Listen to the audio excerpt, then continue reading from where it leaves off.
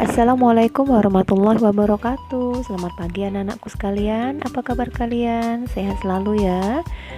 Hari ini kita mempelajari tema 1, indahnya kebersamaan. Subtema 3, mensyukuri keberagaman budaya Indonesia. Pembelajaran 3, permainan engklek. Anak-anak pasti masih ingat, salah satu permainan tradisional yang terkenal di Indonesia adalah permainan engklek. Engklek disebut juga Sunda Manda. Permainan ini sangat terkenal di Indonesia, khususnya pedesaan. Permainan engklek biasanya dimainkan oleh anak-anak dengan 2 atau 5 peserta. Permainan ini bisa juga banyak dimainkan oleh anak-anak perempuan. Bagaimana cara memainkan permainan engklek? Alat yang diperlukan adalah 1 kapur untuk membuat gambar kotak-kotak pada tanah, 2 gacuk sebentuk pecahan genting. Cara memainkannya adalah melompat menggunakan 1 kaki serta melompati setiap petak-petak yang telah digambar di atas tanah. Untuk dapat bermain, anak harus mempunyai gacuk. Gacuk ditempatkan pada salah satu peta yang tergambar dengan cara dilempar.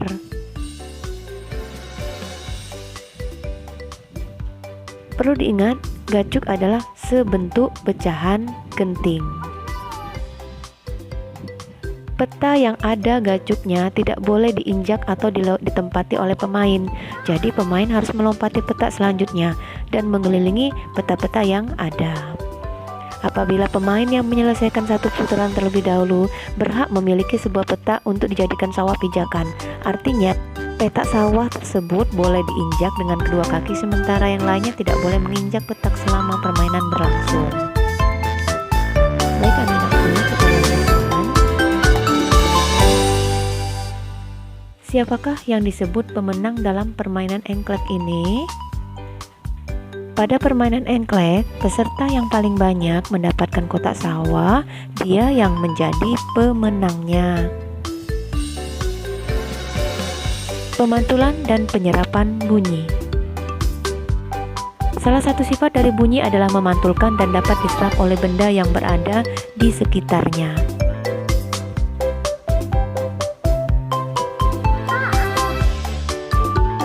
Pemantulan bunyi terjadi karena gelombang bunyi menabrak bidang pantul, kemudian gelombang bunyi tersebut dipantulkan lagi oleh bidang pantul tersebut. Bidang pantul bunyi di sekitar kita dapat berupa benda keras seperti batu, kayu, dinding, ataupun besi.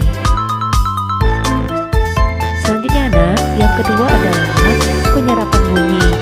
Bunyi juga dapat diserap oleh benda yang ada di sekitar kita, namun hanya benda yang bersifat lunak saja yang dapat menyerap bunyi, misalnya karpet, kertas, kain, dan busa. Oke, sekarang macam-macam pemantulan bunyi.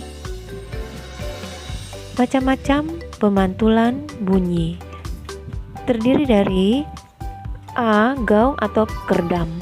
Gaung atau kerdam dapat terjadi karena bunyi dipantulkan oleh dinding yang jaraknya dekat dari sumber bunyi, sehingga bunyi yang datang hanya sebagian yang bersamaan dengan bunyi asli, sehingga menyebabkan bunyi asli tidak jelas. Contohnya gedung studio musik, studio radio, atau bioskop yang pada dindingnya dilapisi bahan peredam bunyi yang bersifat lunak seperti kain, kapas, karton. Bagian B, gema. Gema dapat terjadi karena bunyi dipantulkan oleh dinding yang jaraknya jauh dari sumber bunyi, sehingga menyebabkan datangnya bunyi pantul bunyi setelah bunyi asli diperdengarkan. Gema dapat terjadi di lembah-lembah gunung, gua, atau perbukitan.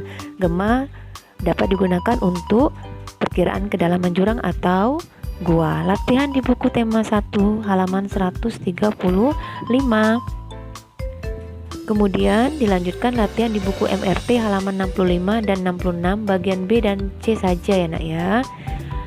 Selamat mengerjakan, tetap jaga kesehatan kalian, makan dan minum yang banyak, tetap dalam rumah, dan tetap semangat belajar online.